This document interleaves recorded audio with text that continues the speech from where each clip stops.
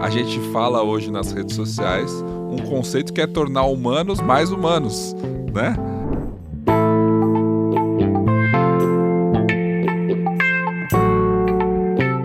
A possibilidade de ter algum tipo de desconforto, mesmo entre irmãos e irmãs, em relação àquilo que um tem, o outro consegue, ela aparece, né? Caim Ela só Abel. é sucesso na escola.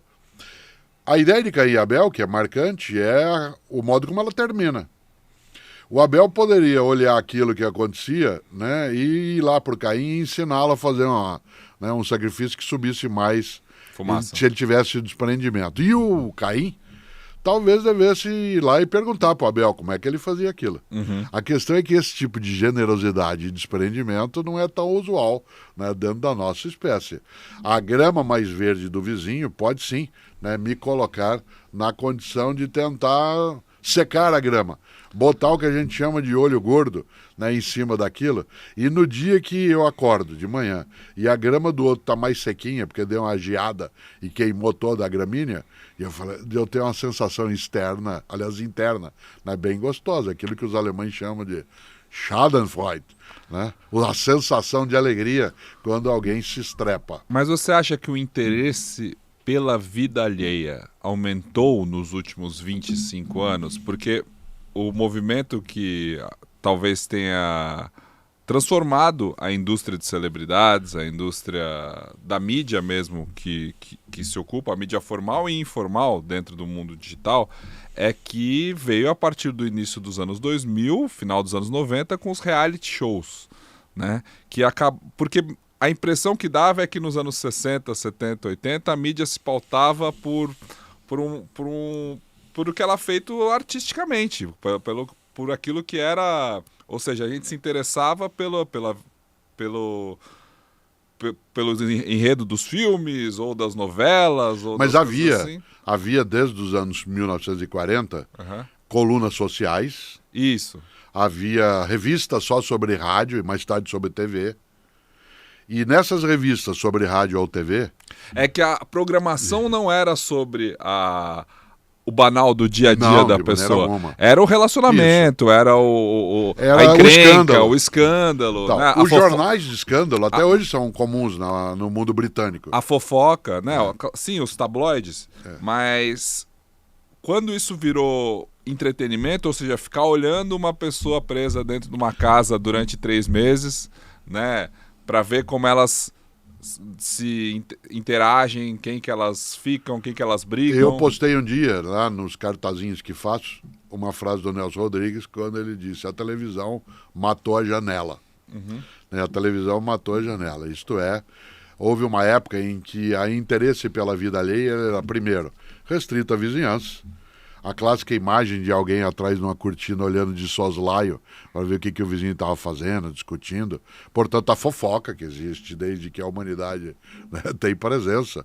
Mas não tinha onde colocar isso a não ser na fofoca de um muro para o outro muro, ou dentro da igreja, de algum lugar de encontro. A vida ela era menos conectada. No momento que a gente tem a televisão, e a televisão passa a fazer com que a gente fale de coisas de outras pessoas. Eu me lembro que na ausência da TV, porque como você sabe, eu vi TV pela primeira vez quando eu tinha 10 anos, porque ela não existia na minha cidade, à noite a gente conversava. Falávamos da vida, de nós, falávamos da família. E dos outros? Dos outros, sim, da família, do grupo da família. Vez ou outra, meu pai ou minha mãe falava de alguém do cinema, né? Mas era uma coisa muito distante para nós. Não, sua mãe falava dos outros. Não, falava dos outros mais próximos a nós. Né? A tia, o tio. O almoço conjunto ou jantar conjunto, como não existia tecnologia para esquentar a comida de modo autônomo, que tinha que ser feito de uma vez, as refeições eram o momento do encontro e à noite. Sim. No momento em que a TV chega e ela traz a possibilidade de um entretenimento, uma diversão, que não é mais sobre nós, é sobre outra pessoa, com enredos. Esses enredos das novelas, dos filmes, das telenovelas, do teleteatro, ele vai nos enredando. Quem capturou isso no ponto de partida foi Shakespeare, porque ele fazia um teatro que estava voltado para as agruras do dia a dia das pessoas. As pessoas que iam aos espetáculos montados por Shakespeare eram pessoas do povão.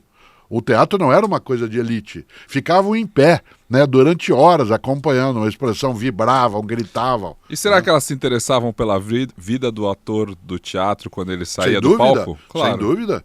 Né? Havia as divas mais tarde em relação à música clássica ligada ao campo operístico. Você tinha a bailarina. Né? É que eu lembro como a sociedade ficava chocada e como isso foi discutido muitas vezes quando começaram os reality shows. Isso é uma perdição, o mundo não vai, isso não vai acontecer, né? Que absurdo as pessoas ficarem assistindo um grupo de pessoas que não é necessariamente culto, letrado, estudado, preso numa casa por 3 meses, fazendo o quê? Nada, né? E as pessoas observando. Você se lembra que quando, do início dos realities, eles estavam ligados no campo da TV, especialmente da TV aberta, para pessoas que eram famosas.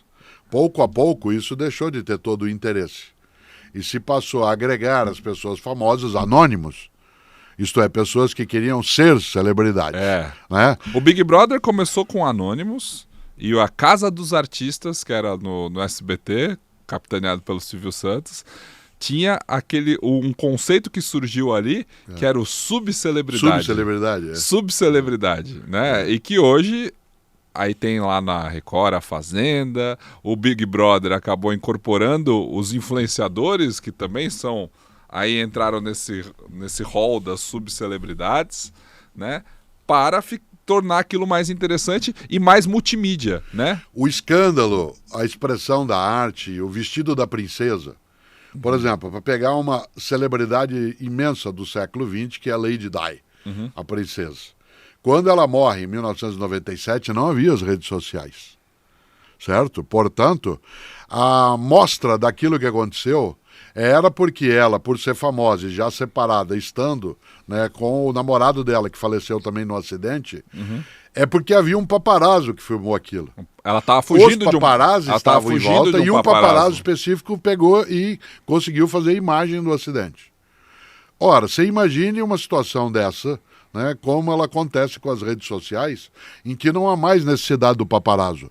Os paparazzi perderam o seu lugar, porque hoje quem expõe a minha cortela de pijama de manhã, se eu quiser, sou eu mesmo. Se eu quiser expor eu fazendo a barba ou desgrenhado, com o cabelo matinal ainda e a barba sem estar penteada, sou eu que, se eu quiser fazê-lo, eu faço. Aliás, eu vou melhorar. Não só eu faço isso, como eu posso monetizar essa situação. Mais que isso vai gerar uma conexão intensa com o seu público, porque vai te humanizar, né? A gente fala hoje nas redes sociais um conceito que é tornar humanos mais humanos, né?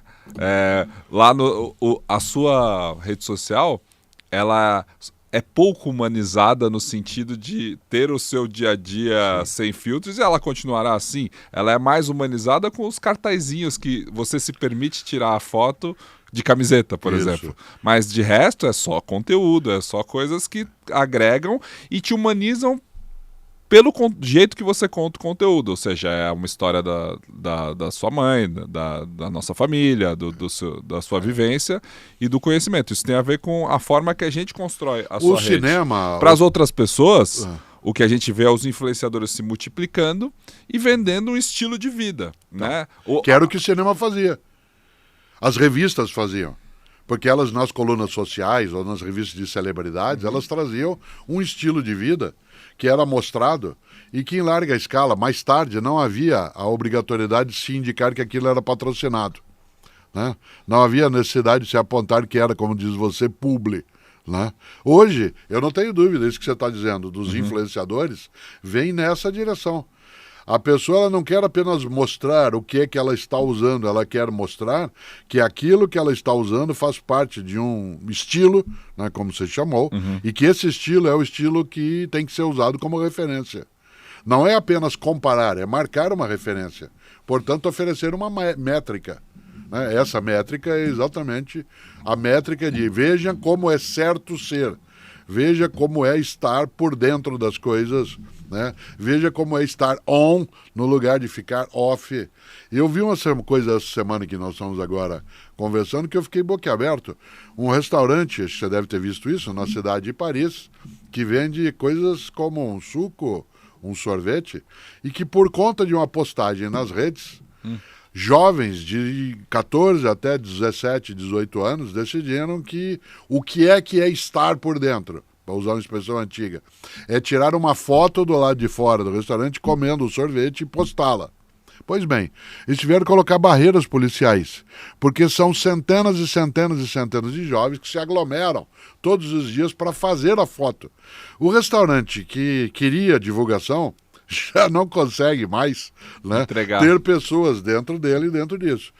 Quando eu li a notícia, eu fiquei pensando o que leva um ser humano a fazer isso, isto é, a submeter-se a essa conduta de manada, a esta ideia de saber, inclusive, que agora que você lembrou a história do casal balançando, né, na beira do penhasco, agora ficou mais claro para mim a imagem, porque eu vi 2 ou 3 das postagens na reportagem em que era um casal de jovens, ou só um jovem tomando um sorvete que ele deixou na rua e ele estava ali. Aquilo é muito bonito, olhando.